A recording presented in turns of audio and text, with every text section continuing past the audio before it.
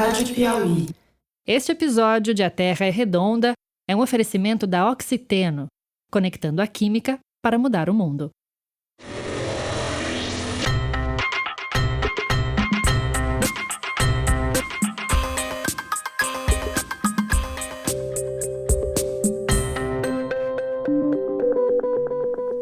Oi, eu sou o Bernardo Esteves e esse é A Terra é Redonda, o podcast de ciência da revista Piauí. Eu sigo isolado, gravando o programa de casa. E você, tá conseguindo fazer a quarentena também? O episódio de hoje começa com uma voz que você vai reconhecer de primeira. Tem gente desesperada nos assistindo agora. Eu duvido que não tenha um parente, um amigo acometido desse mal. E nós podemos agora dar uma esperança a eles. E dizer uma coisa, como comandante, cada um é aqui, pior do que uma decisão mal tomada é uma indecisão. Então apelo a vocês que decoram em nome das pessoas que estão cometidas esse mal e aprovemos esse projeto. Essa foi fácil, né?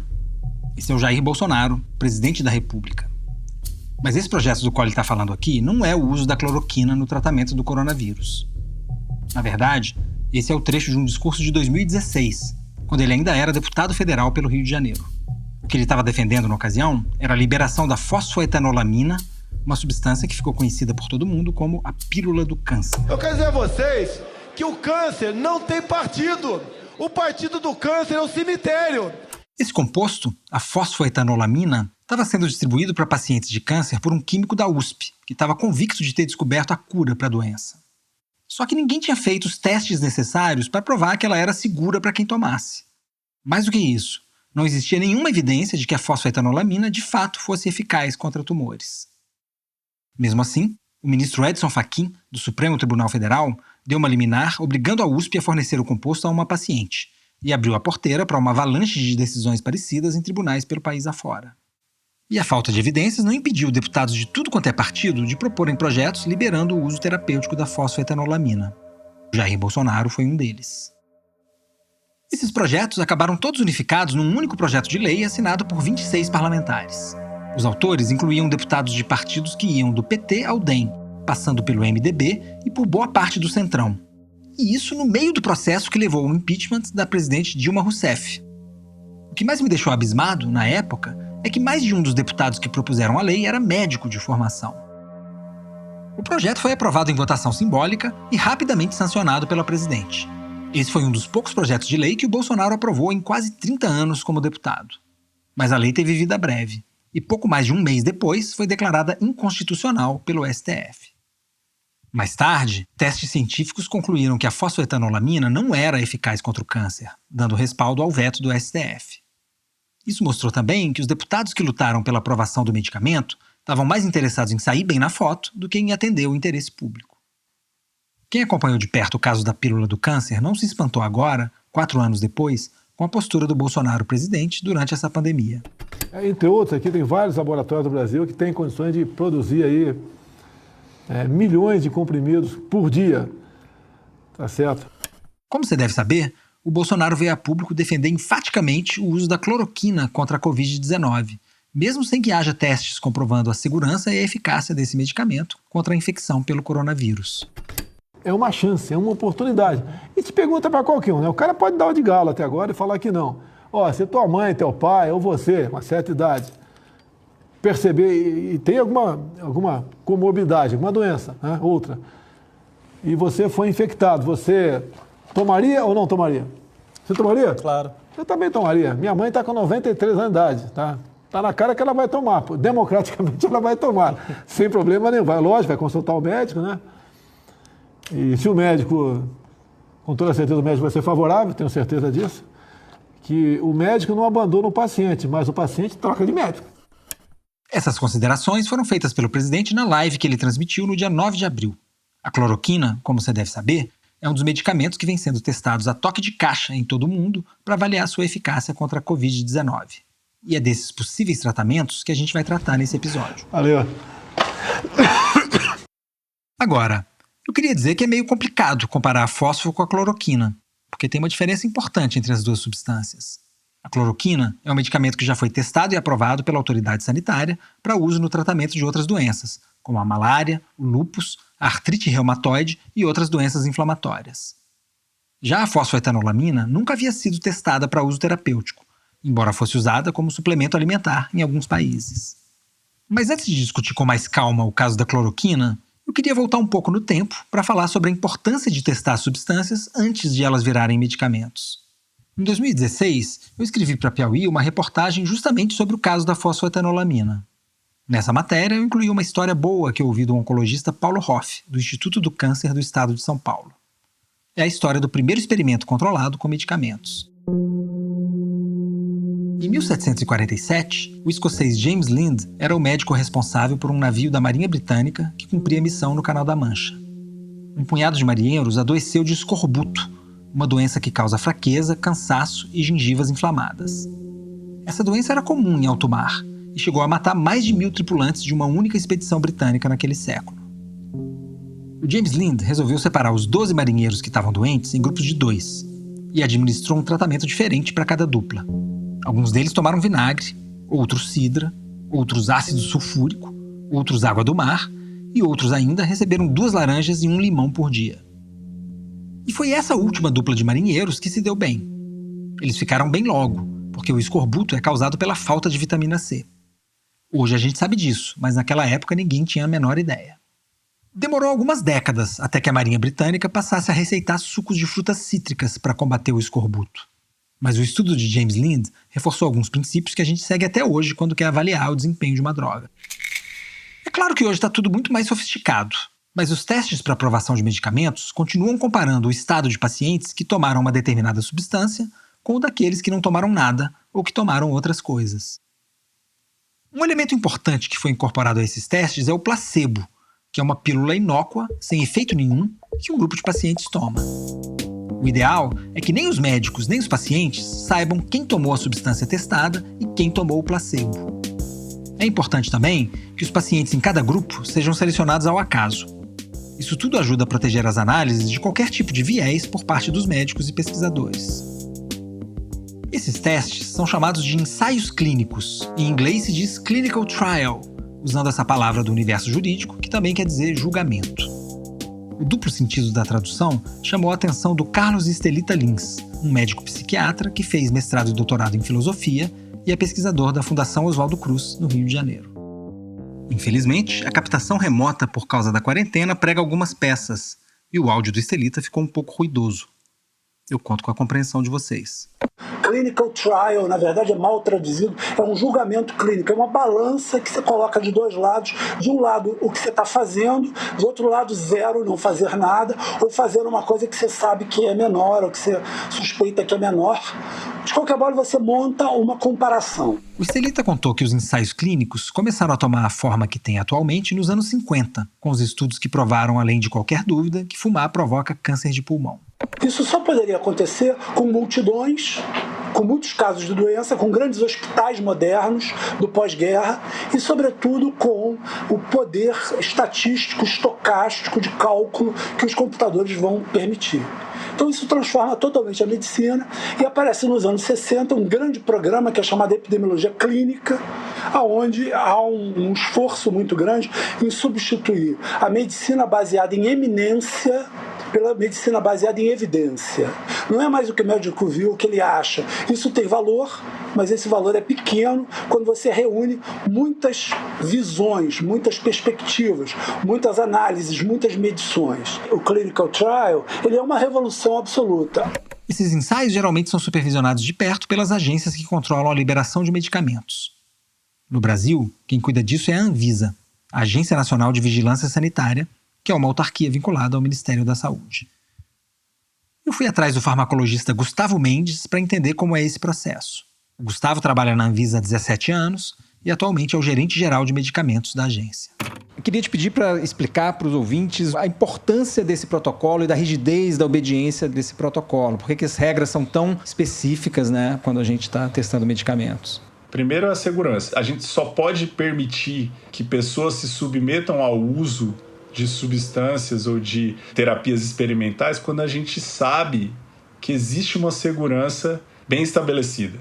Porque senão é muito arriscado. tem vários casos aí de produtos que são altamente tóxicos e que, se forem administrados, podem causar morte. Então, assim, a proposta terapêutica a ser investigada não pode matar mais do que a própria doença. A primeira decisão científica que a gente precisa saber, e isso são dados que mostram, é seguro? Se a gente fala de segurança, a gente tem que pensar que nenhum medicamento é seguro, né? Aquela frase clássica, o que diferencia o medicamento do veneno é a dose. E todo medicamento está associado a eventos adversos. Quando a gente pensa na história da aprovação dos medicamentos, um caso que sempre é lembrado é o da talidomida, um exemplo triste que forçou os governos a aumentarem a rigidez dos testes de segurança para novas drogas. A talidomida foi desenvolvida no começo dos anos 50, na então Alemanha Ocidental. A substância foi testada e aprovada para uso como tranquilizante, mas ela acabou sendo receitada para uma série de outras doenças para as quais não havia sido testada, como gripe e enjoo, inclusive para mulheres grávidas.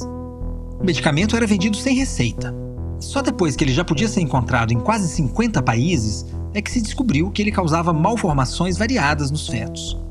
O número estimado de crianças que nasceram com deficiências provocadas pela talidomida é de mais de 10 mil. A questão do medicamento é que o risco dele vale a pena ser tomado se o benefício vale a pena. Então essa que é a grande questão. Então assim, não dá para eu dizer, os medicamentos que já estão aprovados são seguros, então podem usar. A questão é, eu preciso entender que se o risco-benefício vale a pena. Para responder isso, eu preciso saber de que dose que eu estou falando e se funciona. Porque assim, o risco-benefício nunca vai valer a pena se ele não funcionar para aquela doença. Para que eu vou me expor a ter todos aqueles eventos adversos se eu não vou ser curado da doença? Os ensaios clínicos para aprovação de um novo medicamento podem ser bem demorados. A jornada entre a seleção de uma molécula candidata a medicamento e a aprovação dela para uso comercial pode demorar coisa de 10 anos. Esse intervalo tem diminuído, mas não chega a ser um prazo razoável numa emergência como a pandemia que a gente está enfrentando agora. Num caso como esse, faz mais sentido testar medicamentos como a cloroquina, que já estão aprovados para tratar outras doenças. Ou seja, medicamentos que já passaram por todo o caminho árduo de ensaios clínicos que estabeleceram a eficácia e a segurança deles. Acontece que a gente está vendo hoje essa investigação de medicamentos que já existem, como possíveis terapias, como a hidroxicloroquina e outros, porque medicamentos, para serem desenvolvidos, eles demoram muito tempo, eles precisam ser desenvolvidos em modelo animal. Qual é a dose segura para um humano? Qual é a via de absorção desse remédio? Vai ser oral? Vai ser intravenosa? Então, todos os medicamentos que possam vir a ser desenvolvidos de novo, realmente novos, da prancheta de desenho até as pessoas, a gente não está vendo eles ainda em ensaios clínicos porque eles não podem chegar lá agora. Essa é a Mariana Socal, uma médica gaúcha que se especializou em políticas da saúde e é pesquisadora da Escola de Saúde Pública da Universidade Johns Hopkins, nos Estados Unidos. Se você ouviu o episódio 3 do A Terra é Redonda, já sabe que os vírus são organismos muito simples. Na essência, eles são um pedaço de material genético embalado numa cápsula de proteína. Por isso, é muito difícil encontrar medicamentos que ataquem os vírus sem afetar as células do organismo hospedeiro. Contra as infecções bacterianas é mais fácil encontrar antibióticos eficientes, mas achar um bom antiviral pode ser bem complicado. A aprovação desses medicamentos pela Anvisa para uso contra outras doenças é bem mais ligeira do que no caso de uma nova droga, como explicou o Gustavo Mendes. No caso de medicamentos que já existem, a gente não precisa passar por todo esse ciclo de novo, porque a gente já conhece o uso dele, a gente já sabe qual é a toxicidade, a gente já conhece o desempenho dele in vitro e em humano. As perguntas que a gente tem em relação a esses medicamentos são: primeiro, qual é a dose que deveria ser usada para essa nova indicação? Porque nem sempre a dose que está aprovada para uma indicação que já existe é a mesma para uma nova indicação, no caso Covid. E a segunda pergunta é se nessa dose a gente, com uma população robusta o suficiente, numerosa o suficiente, a gente consegue tomar uma decisão científica sobre se funciona e se é segura. Queria saber se a sua gerência está sobrecarregada nesse momento em que as pessoas estão fazendo esses testes, em que medida que a Anvisa está mobilizada dentro dessa crise sanitária da Covid-19 no Brasil. A crise realmente mudou a nossa perspectiva em vários aspectos. Ficou claro para a gente ali que a gente precisa ter cuidado e precisa ter cautela antes de anunciar possíveis curas sem ter os dados concretos. Então, por isso que a gente tem essa preocupação enquanto agência reguladora. E em relação à sobrecarga, o que nós fizemos foi uma estratégia de mobilizar servidores numa forma de comitê. Então, o que era antes avaliado por 1 ou 2 especialistas e que consegue lidar muito bem com essas questões, a gente agora está envolvendo um comitê maior de pessoas que ajudam a tornar mais célere a nossa decisão. O nosso prazo médio era de 60 a 90 dias para uma anuência em estudo clínico. Hoje a gente está falando de 72 horas. Só foi possível isso por causa da mobilização que a gente teve por conta da pandemia.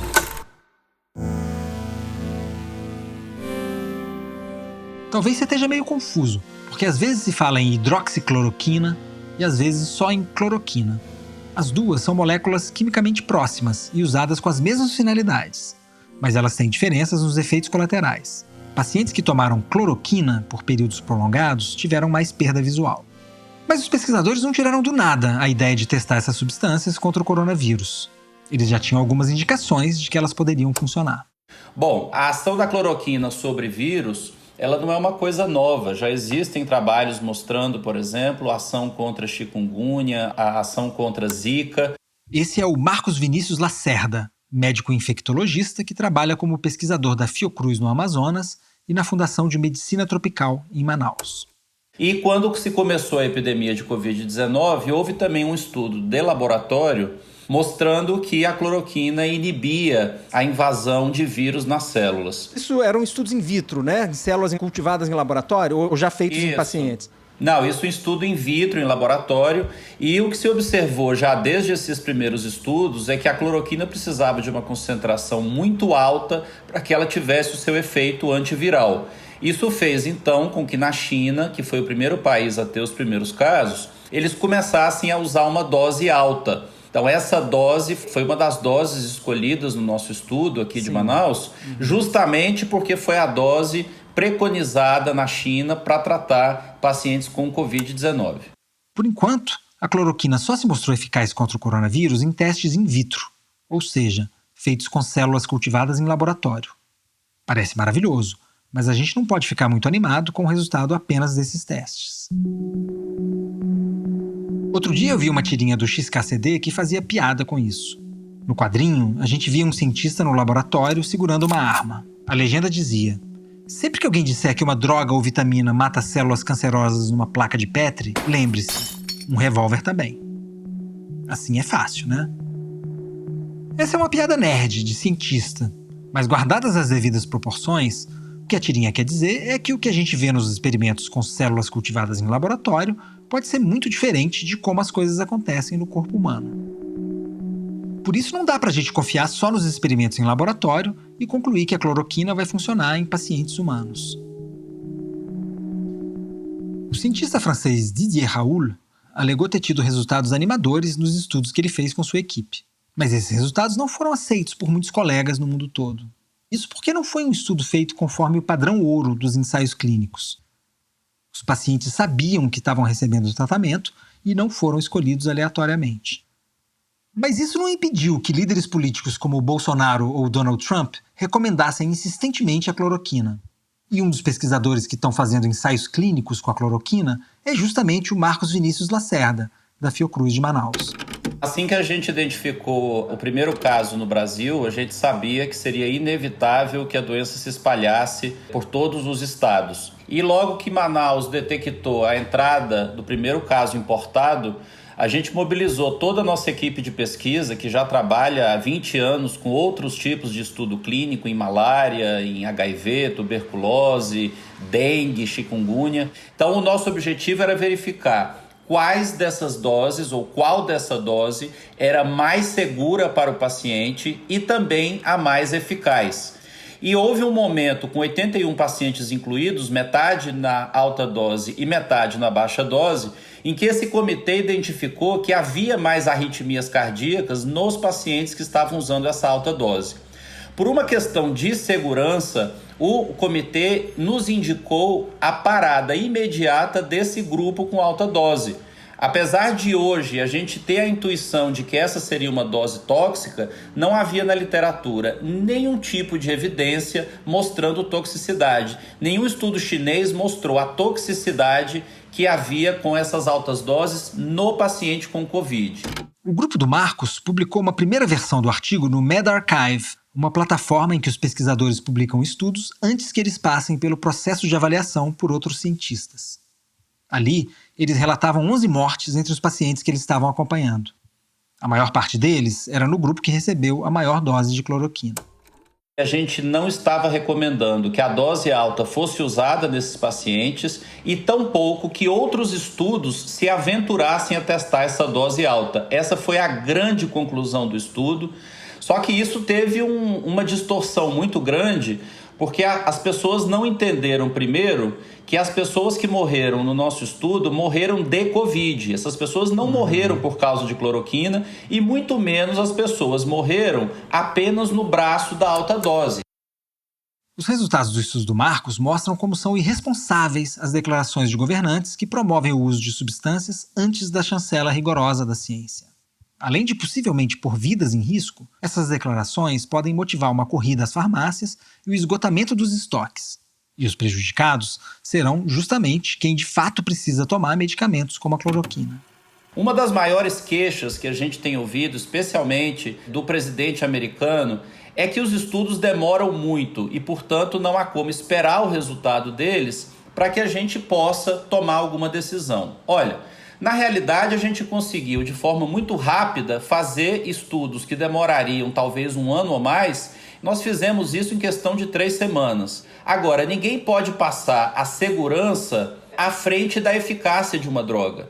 Isso é absolutamente impensável que haja a indicação de uma droga sem que haja uma fase de segurança. Na verdade, o nosso estudo foi o primeiro estudo focado na segurança. E hoje a gente conseguiu ter uma publicação que acabou de sair com veteranos americanos com 3 grupos interessantes, onde um grupo usou hidroxicloroquina, outro grupo usou hidroxicloroquina e azitromicina e um outro grupo que não usou hidroxicloroquina. Curiosamente, o que se mostra aí nessas centenas de pacientes que foram vistos nos Estados Unidos é que aqueles que usaram hidroxicloroquina morreram mais.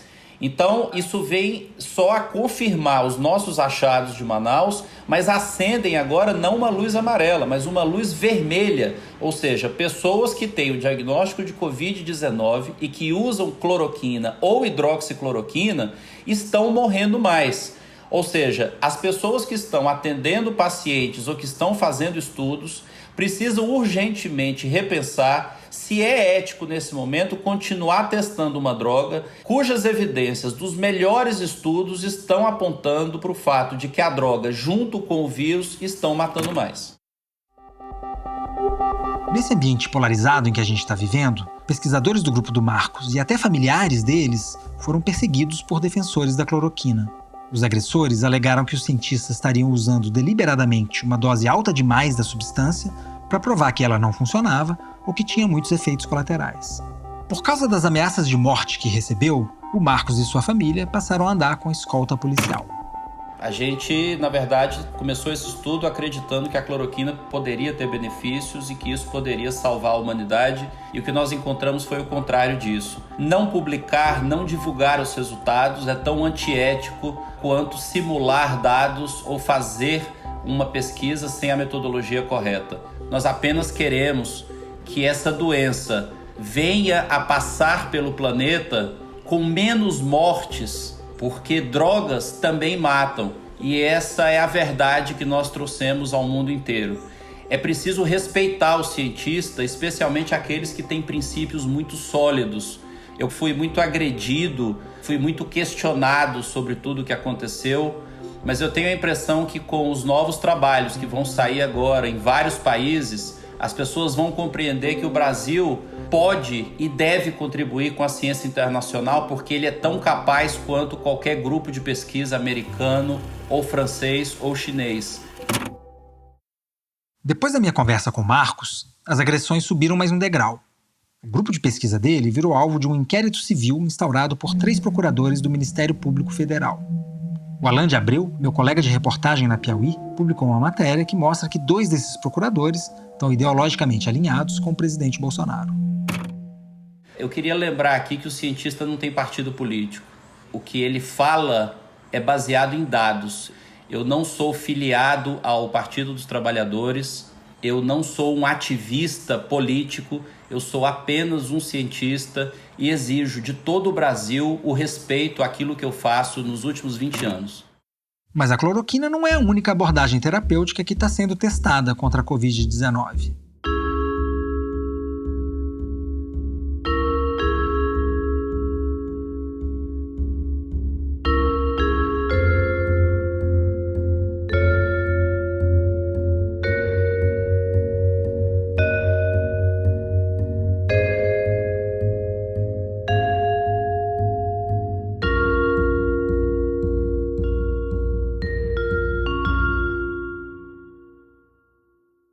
Outro caminho que vem sendo pesquisado é a transfusão do plasma do sangue de pacientes que foram infectados pelo coronavírus e se curaram. Como o plasma desses pacientes tem anticorpos produzidos por eles para combater o vírus, a ideia por trás do teste é avaliar se esses anticorpos funcionam no organismo de outras pessoas. A técnica já foi usada com sucesso contra outras doenças, mas os testes que estão em curso ainda não têm resultados conclusivos. Quem trabalha numa alternativa parecida, só que mais sofisticada, é o grupo da imunologista sergipana Marina Kaskei, que é pesquisadora da Universidade Rockefeller, em Nova York. Em vez de trabalhar com plasma, ela busca identificar os anticorpos específicos nele que são responsáveis pela resposta imune, para depois testá-los em pacientes. No passado, o grupo dela conseguiu bons resultados usando essa técnica para combater o vírus HIV, que causa AIDS. No contexto da pandemia, eles estão mobilizados para identificar anticorpos eficazes contra o novo coronavírus. Existe a possibilidade de você fazer uma triagem de milhares de anticorpos que pessoas que têm a infecção produzem e selecionar os anticorpos que têm a atividade de neutralização mais alta. Através de fazer essa triagem, você selecionar alguns anticorpos que são realmente excepcionais em termos da atividade. Com o HIV, 2 anticorpos que foram desenvolvidos no laboratório entraram em ensaios clínicos, né? E a gente mostrou que eles têm uma atividade significante contra o vírus.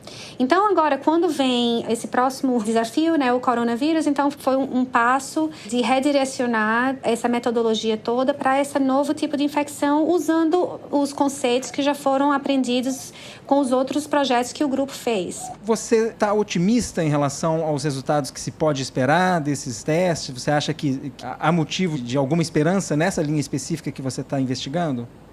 Olha, eu acho que então, o grupo já foi bem sucedido com HIV, com Zika, hepatite B, um vírus que causa encefalite na parte da Europa Oriental. Eu tenho muita confiança que anticorpos vão ser descobertos, mas como já foi mostrado nessas outras infecções, nem todas as pessoas que se recuperam do coronavírus produzem anticorpos que são de alta atividade neutralizante. E a gente já está começando a ver isso, que são as pessoas que estão mais fora da curva, né? Talvez 5% ou menos de 5% das pessoas que vão ter esses anticorpos excepcionais. Então, é meio como procurar uma agulha no palheiro, né? A gente tem que fazer uma triagem de vários doadores e desses vários doadores analisar milhares de anticorpos até você chegar em anticorpos que sejam promissores. Como tudo está acontecendo de forma bastante acelerada, né? A gente está tendo muitos doadores e o laboratório todo agora está focalizado nesse projeto. Eu acho que em alguns meses a gente vai ter os candidatos. Os ensaios clínicos talvez pudessem começar em outubro, novembro desse ano. Então, eu acho que talvez no meio do ano seguinte, ou no final de 2021, talvez pudesse existir algo que pudesse ser usado clinicamente. Que é mais ou menos o mesmo tempo que tem se falado sobre vacinas, né? A vacina contra a Covid-19 move boa parte dessa corrida mundial dos cientistas. E a gente vai voltar a tratar desse tema aqui no podcast. Não há dúvidas de que a vacina seria a solução ideal para a gente sair dessa pandemia, mas ela não vai ficar pronta do dia para a noite, e nem a abordagem promissora em que a Marina vem trabalhando. Eu gosto de pensar isso como uma solução de médio prazo, né?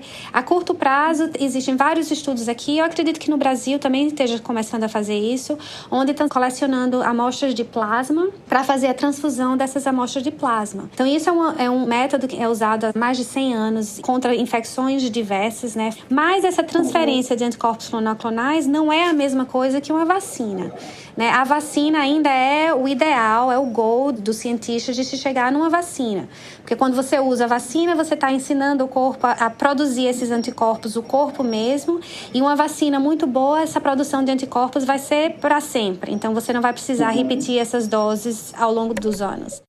Bom, mas enquanto a vacina não sai, são os testes clínicos de medicamentos já aprovados para outros usos que representam uma esperança mais imediata de alívio para os sistemas de saúde. Nesse cenário, é melhor a gente continuar em isolamento social para o vírus não se espalhar. Tem centenas de ensaios clínicos em curso no mundo todo. Só no Brasil, havia 24 ensaios clínicos registrados na Comissão Nacional de Ética em Pesquisa até 24 de abril. Essa lista inclui os testes feitos com uma substância identificada no Centro Nacional de Pesquisas em Energia e Materiais, o CNPEM, que é um instituto vinculado ao Ministério da Ciência. Uma vez que surgiu na literatura a estrutura de uma das proteases do vírus, nós começamos a fazer o que a gente chama de estudos in silico. Você, no computador, busca moléculas que podem ser potenciais fármacos, ou seja, que se ligam de maneira eficiente nessa protease e inibiria, então, essa protease e ajudaria a combater o vírus, tá? Esse é o físico Antônio José Roque da Silva, diretor do CNPEM, que fica em Campinas. Os trabalhos feitos ali juntam biologia computacional e inteligência artificial para apontar moléculas que são candidatas a combater a infecção pelo coronavírus. Então, o vírus ele tem um conjunto de grandes moléculas, que são as chamadas proteínas, que são fundamentais para que ele funcione. Então, você tem lá um conjunto dessas moléculas. Vamos imaginar, então, chamar essas moléculas de fechaduras, tá? E o que você busca num fármaco é encontrar uma pequena molécula, quando comparada com o tamanho dessa proteína, que se encaixe nessa fechadura. Como se eu estivesse buscando uma chave que vai se encaixar certinho nessa fechadura. Então, se eu pudesse digitalizar a minha fechadura, vou para o computador agora, e tenho digitalizado todas essas chaves, eu vou encaixando elas primeiro no computador para ver quais que funcionam. Deu para ter uma ideia melhor de como é que é esse trabalho? Sim. Então, é tudo no computador. Sim, perfeito. Tá? Muito bem. Mas então nós escolhemos, naquele momento, um desses alvos, uma dessas fechaduras, vamos dizer assim, e utilizamos um banco de dados, que é uma coisa pública, um banco de dados de moléculas, né? Ou público, ou que você tem acesso se você pagar, ou seja, existe aí para o mundo inteiro, e começamos a varrer isso daí, certo? Computacionalmente. Então, isso foi feito aqui no laboratório e, eventualmente, chegamos num subconjunto dessas mais de 2.000 moléculas testadas de 16, tá? 16 moléculas. Bom, uma vez que a gente selecionou essas moléculas, aí teve um outro critério que a gente usou, que é o fato dessa molécula, ou desse fármaco, ser de baixo custo. Essa era uma coisa importante, não adiantava você ter um fármaco que tivesse um custo tão alto que depois para a população de forma ampla fosse difícil você utilizar, porque seria muito caro. Ele ter um genérico, ele ter baixos efeitos colaterais, certo? Então poder ser uma molécula razoavelmente segura. Essas foram alguns critérios, nós chegamos então num subconjunto de 6 moléculas. A peneira continuou quando os cientistas testaram essas 6 moléculas em células infectadas com o coronavírus. Eles acabaram fechando em 2 substâncias que mostraram melhor desempenho nesses testes in vitro. E uma delas vai ser testada com pacientes com Covid-19. O Ministério da Ciência não quis revelar o nome da substância, justamente para não provocar uma corrida às farmácias similar à que a gente viu no caso da cloroquina. De acordo com a jornalista Mônica Bergamo, da Folha de São Paulo, o medicamento em questão é um vermífugo. O Antônio Roque acha que a ciência do Brasil está reagindo com agilidade à pandemia, mesmo atravessando uma crise de financiamento que vem se agravando há alguns anos.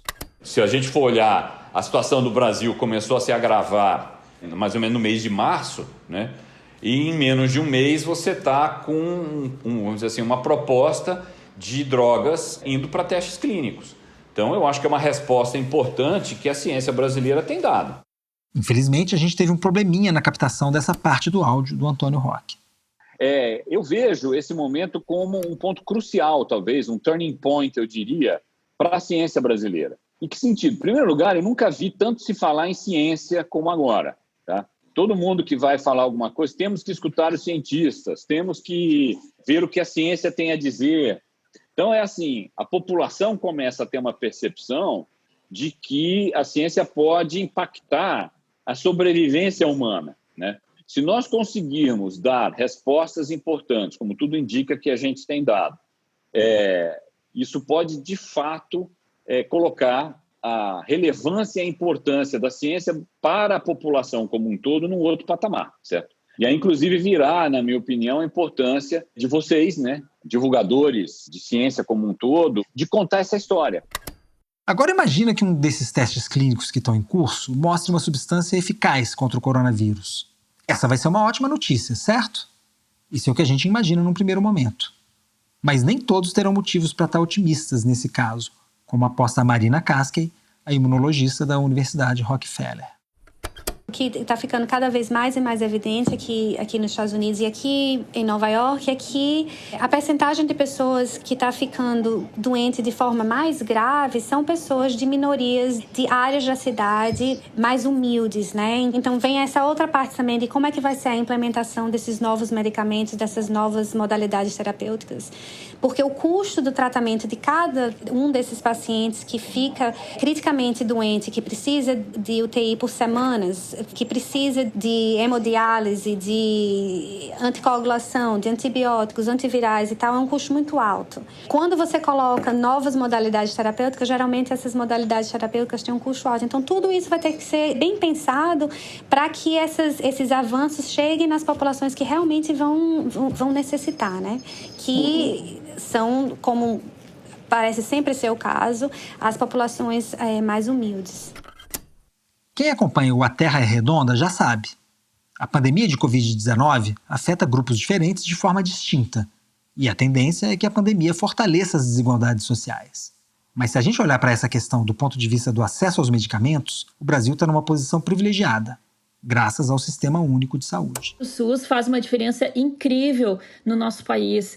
Nós estamos vendo esse problema oposto, a gente está vendo exatamente o que acontece quando não se tem o SUS aqui nos Estados Unidos, onde é tudo, a predominância é de um acesso à saúde em geral e a medicamentos, especialmente através de planos privados. Então não existe um acesso coordenado a medicamentos.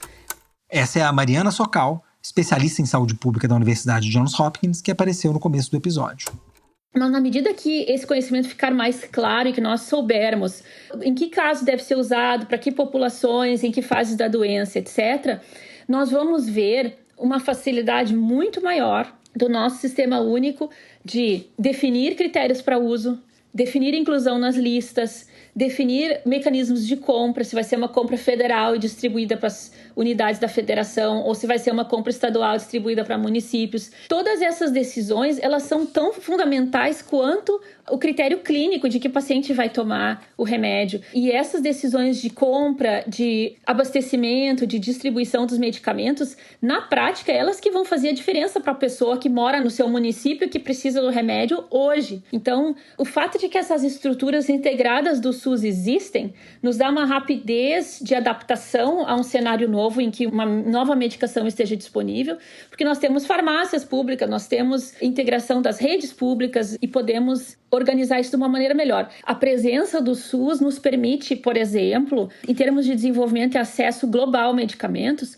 nós somos, só para deixar bem claro isso, o Brasil, atualmente ele é o 7º maior mercado de medicamentos do mundo. E o SUS é a grande razão pela qual nós temos essa presença no mercado global de medicamentos. Porque o mercado privado, em geral, não cobre medicamentos, certo? Então, as pessoas têm que pagar do próprio bolso. E se a gente comparar os medicamentos de verdadeiro alto custo, como medicamentos contra o câncer, medicamentos contra doenças genéticas, medicamentos, novas terapias gênicas, enfim, todas essas terapias elas vão ser custeadas pelo SUS. Por que isso é importante numa situação como a epidemia por coronavírus? Porque nós temos, em função de que o SUS é único, o SUS, para certas medicações, como, por exemplo, os medicamentos para doenças de saúde pública, de relevância para a saúde pública, como epidemias, doenças infecciosas, tuberculose e outras, nós temos programas que são centralizados pelo Ministério da Saúde. E assim, por serem centralizados, eles combinam todo o número de usuários possíveis usuários daquela terapia em um único mecanismo centralizado de negociação com o produtor daquela terapia.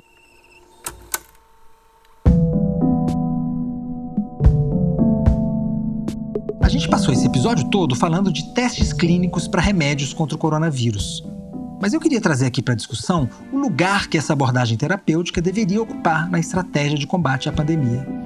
Esses medicamentos são muito importantes, são fundamentais para a gente combater a doença. Porém, eles respondem um problema que, do ponto de vista populacional, é um problema pequeno. Eles atendem aquelas pessoas que nós já sabemos que se infectaram, e desenvolveram sintomas, e que nós já sabemos que se infectaram, desenvolveram sintomas e foram de magnitude suficiente para elas procurarem um serviço de saúde, etc. Então, no momento no tempo em que elas já chegaram num atendimento hospitalar, por exemplo, para poderem, então, ser elegíveis a tomar o remédio, a precisar de tratamento, o número de pessoas que cada indivíduo, cada paciente já potencialmente contaminou já é muito alto. Então, se a gente investir todos os nossos recursos, nossos esforços em achar um tratamento e uma cura, vamos dizer assim, para a infecção pelo vírus, essas pessoas que forem elegíveis, ainda que a gente atinja uma cura, que eu acho difícil a gente conseguir em 100% dos casos, mas é possível. Então, ainda que a gente achasse uma coisa que cure o vírus, a gente não está resolvendo um problema maior, necessariamente, que é o que aconteceu antes dele desenvolver tudo isso que ele já pode estar contaminando e espalhando essa infecção para mais gente. O que mais que a gente deveria articular numa estratégia de combate que não incluísse apenas esses testes de medicamentos? Olha, é fundamental que a gente pense muito além dessa questão de estratégia de medicamentos. Apesar de que nós, como população, nós estamos tão acostumados de que para cada problema a gente tem um remédio para tratar esse problema, né? Desde dores até câncer, enfim, felizmente, a gente tem acesso hoje em dia a uma gama de tecnologias que praticamente atende a todos os tipos possíveis e imagináveis de doenças que existem. Então, a gente tem esse instinto de querer ter a esperança de que um medicamento vai resolver tudo, né? Porém, se a gente pensar do ponto de vista quantitativo e a gente fizer métricas do tamanho da população e do que é mais importante, a gente vai entender que as medidas que prevenirem o número de casos a ser gerado desde o princípio, as medidas que prevenirem que pessoas venham a entrar em contato com o vírus em primeiro lugar, do ponto de vista de tamanho de efeito, essas medidas vão ser muitas centenas de vezes mais importantes do que as medidas que atenderem aquelas pessoas que vierem a ser infectadas. Então, quais são as medidas mais importantes hoje que se conhece? Isolamento e distanciamento social, desinfecção de superfícies, lavagem de mãos, etc. Existe uma certa frustração da população com relação a tudo isso, porque são medidas de mudança de comportamento, são medidas comportamentais. Por enquanto, na ausência de outras tecnologias e na ausência de outras soluções, é a mudança de comportamento que vai fazer, de novo, do ponto de vista de números. É aí que nós vamos fazer a real diferença, não é salvando aquele indivíduo que já está no ventilador. Claro que a gente também quer salvar aquela pessoa, Deus o livre, é o nosso familiar, somos nós. Nós queremos investir todo o possível para salvar as pessoas que chegaram num nível crítico da doença também. Mas do ponto de vista de país, de saúde pública, nós deveríamos estar focando nossos esforços como sociedade em evitar a propagação desse vírus, em evitar que ele gere um número de pessoas que vai chegar lá nas linhas de frente dos hospitais em primeiro lugar. A visão da Mariana Socal reverberou argumentos que eu já tinha ouvido do Carlos Estelita Lins, o psiquiatra e filósofo da Fiocruz. Ele também problematizou a maneira como a gente costuma enxergar a abordagem terapêutica. Lembrando que o som do Estelita está meio barulhento. Peço que vocês relevem a qualidade do áudio. Mas o que ele fala vale muito a pena. Conceber um tratamento como um comprimido é um equívoco, quer dizer, um tratamento é um encontro humano, complexo, onde tem pelo menos 2 elementos que não tem vários outros. Envolve formas de vida, envolve a compreensão que o médico precisa e deve ter, é uma perspectiva compreensiva do sofrimento, são os aspectos de cuidado, hospitalidade, que a gente tematiza bastante em medicina social, que são fundamentais na terapêutica. E é importante que as pessoas tenham um clínico, né? E o SUS Vamos prover as pessoas de médicos de família em cidades de 200 mil habitantes, até 500 mil habitantes, há um certo sucesso nisso. Então, procurar o seu clínico, procurar um clínico por telefone, por telemedicina, e discutir a sua saúde, discutir as doenças que você teve, discutir se você tem algum risco, aprimorar as medidas que têm que ser feitas. Isso é medicina, isso é um remédio. No sentido tradicional da prática clínica, isso é um poderoso remédio. Agora, não é um comprimido para a gente comprar correndo e achar ilusoriamente que a técnica sempre vai vencer. É o contrário, a técnica é uma arte, a técnica é uma esperteza, a técnica passa por sabedoria. Tecnologia vem de técnica. Tecnologia é apenas você produzir a técnica em massa. Ora, respiradores em massa não vêm grudados neles, não vêm colados neles o intensivista, a enfermeira especializada e o fisioterapeuta especializado. Não vem. É um verdadeiro crime você comprar respiradores superfaturados e jogar em certos lugares do país como se isso fosse uma medida sanitária. Isso é uma medida de desgoverno, uma medida antissanitária. O Estelita defende também que a gente enxergue a saúde não como algo que diz respeito exclusivamente aos seres humanos, mas que contemple também os outros animais com os quais nós convivemos e o ambiente à nossa volta. O homem produziu a extinção de muitas espécies animais. Estamos na 6ª extinção. E o contato do homem com as espécies que sobraram e o contato do homem com a ocupação do planeta por plantações, pelo agronegócio, fez com que a gente estivesse muito perto desses reservatórios e desses tampões. A floresta e os animais selvagens são tampões. E a cultura humana lidava com isso de uma certa maneira. Hoje perdemos totalmente isso. Mas é um projeto, sobretudo, marcado pela ideia de que os homens são superiores aos animais. Então eu queria assinalar esse aspecto na terapêutica. Toda essa sofisticação de pesquisa que nós estamos falando, eu na verdade não me identifico com ela. Então é importante olhar para esse fato, de que a complexidade da pesquisa médica não deveria estar voltada para os seres humanos. Ela deveria perceber, como a antibiótico-terapia já mostrou há muito tempo, que é uma ecologia complexa. Então a gente deveria pensar na saúde de uma maneira global, integral, coisa que não é feita. Primeiro porque esse modelo do clinical trial ele é analítico, ele analisa pequenas situações circunscritas e depois ele faz a correlação. Então busca-se também tentar pensar pesquisas que sejam mais integrativas, outras formas de ensaio. Porque eu acho que não se trata de retomar a vida como era antes. Se trata de aprender a lição e se a medicina pode servir para algo, é talvez para produzir um remédio, que é nos dar a humildade necessária para construir outros modelos de conhecimento médico e outros modelos de produção de alimento e novos modelos de viver.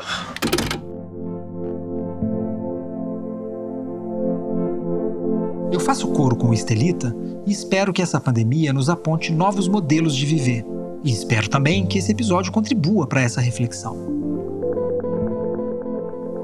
Esse foi o 5º episódio de A Terra é Redonda, o podcast de ciência da revista Piauí. Mas os ouvintes de primeira hora já sabem que a gente só se despede depois da Pergunta do Seu Filho, o quadro em que a gente vai atrás de cientistas brasileiros para responder às dúvidas de crianças que os nossos ouvintes mandam pela internet. E a pergunta de hoje veio de Brasília. É do Noah Santos, de 4 anos. Oi, sou o Noah, eu sou de 4 anos. Eu quero saber como usar a lagartixa.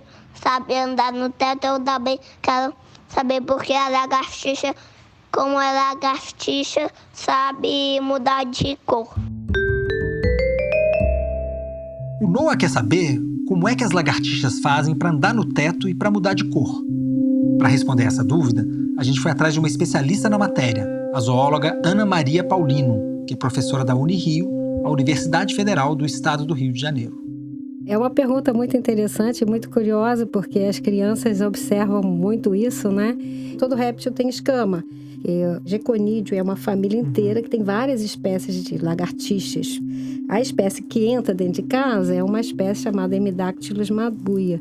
Veio da África e tal, mas ela está bem adaptada no Brasil, em todos os cantos. Lagartixa é um animal que às vezes as pessoas têm muito medo, ojeriza, e o bicho é inofensivo, o animal é super tranquilo, come insetos, come mosquito e faz até a limpeza da casa. Se tiver cantinho sujo com um bichinho, alguma outra coisa, ela pega. E o fato dela andar na parede, no teto principalmente, é porque ela tem umas estruturas nos dedos. Cada dedinho tem uma dilatação com lâminas bem fininhas que isso ajuda a aderência dela na parede, no teto, em superfícies lisas ou ásperas. 20 dedinhos com essas estruturas, o animal não é muito pesado, ela consegue se sustentar.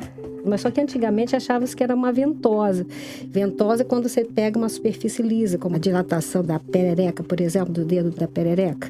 Isso, na verdade, essas lâminas é que fazem um atrito, né? Então, são escamas, é uma parte física. Ana, e a outra parte da pergunta? As lagartixas são capazes de mudar de cor? Por quê? Sim, elas podem mudar de cor, mas é bom deixar claro que elas não mudam de verde para azul, elas só ficam assim, mais clarinha, meio bege e mais escura, marrom. Isso é porque elas têm umas células que têm um pigmento que dá cor a elas, que pode variar de acordo com o ambiente que ela está. Se ela está num lugar claro, ela pode ficar mais clara porque esses pigmentos se encolhem e essas células que têm esse pigmento se encolhem. E quando elas estão mais escuras, esse pigmento se esparrama na célula e dá a ideia de ela toda mais escura, mais marrom, para se camuflar. É como assim, no botão da televisão seria assim o brilho, né? Assim, ela mais escuro ou mais claro. Não é uma coisa, ela não pode ficar vermelha, verde. Não. O camaleão, tonalidades, sim. Não sei. Tonalidades, é a mesma coisa, são cromatóforos. Só que o camaleão tem mais cromatóforos que a lagartixa, por exemplo. E o fato dela alterar a cor é porque ela se sente ameaçada, né? Então, se ela vê algum bicho que vai comer e tal, ela tenta mudar de cor para ver se ela fica mais próxima, assim, do ambiente dela. Se ela tá no ambiente claro, ela tenta ficar clarinha para ficar mais parecida e não ser notada pelo animal que vai pegá-la, né? E mais escura para se confundir. Mas quando ela se sente muito, muito ameaçada, de repente um gato tá lá. Aí vai ver que o gato não deu bola para a mudança de cor dela. Aí ela pega e rompe a ponta da cauda, que é uma coisa muito interessante que os lagartos têm, que é esse mecanismo de eles próprios, né, resolvem deixar a cauda, a pontinha da cauda, para que o animal lá, o gatinho, se divirta com a ponta da cauda e depois ela foge e mais tarde ela vai regenerar esse pedaço. A cauda cresce de novo. E a cauda cresce de novo. Isso é um mecanismo mais lento, não é na mesma hora que vai crescer, mas vai aos poucos vai regenerando aquela parte. Muito bem, muito obrigado, Ana. Sua filha, seu sobrinho, sua enteada também costumam fazer perguntas que só um cientista pode responder? Pois manda pra cá que a gente vai atrás de alguém para resolver a questão. Grava a pergunta da criança pelo celular e manda para nós por mensagem de Facebook, pela página da Revista Piauí, ou então pelo nosso e-mail terraredonda@revistapiauí.com.br. Agora sim chegamos ao fim do episódio. A gente vai voltar ao assunto da pandemia aqui no programa. Enquanto isso, você se informa sobre o coronavírus nos outros podcasts da Piauí. Foro de Teresina, Maria vai com as outras e Luz no fim da quarentena. No próximo episódio, o tema vai ser a queda da vacinação e a volta do sarampo no Brasil. A Terra é Redonda é uma produção da Rádio Novelo para a Revista Piauí. Quem dirige o podcast é a Paula Scarpim, que também assina o roteiro comigo e com a Flora Thomson DeVoe. A checagem de apuração é do Plínio Lopes. A produção é da Mari Faria e da Aline Scudeler. A edição é da Cláudia Holanda e da Mari Romano, que também é a compositora da música original do A Terra é Redonda. O programa foi gravado de casa, numa cabaninha que eu montei para conseguir algum isolamento acústico, mas contando sempre com o apoio logístico do Estúdio Rastro, do Dani Di. A finalização e a mixagem são do João Jabassi. A coordenação digital é da Kellen Moraes, e quem cuida das redes sociais é a Isabela Moreira. Aliás, você já segue a gente no Twitter? E já conhece o grupo que a gente tem no Facebook para falar do podcast? Chega junto que o papo tá bom. É só acessar a fanpage da Revista Piauí para entrar. A Terra é Redonda é quinzenal e a gente se vê daqui a 2 terças-feiras. Enquanto isso, você já sabe, segura aí em casa mais um pouco. Um abraço e até breve.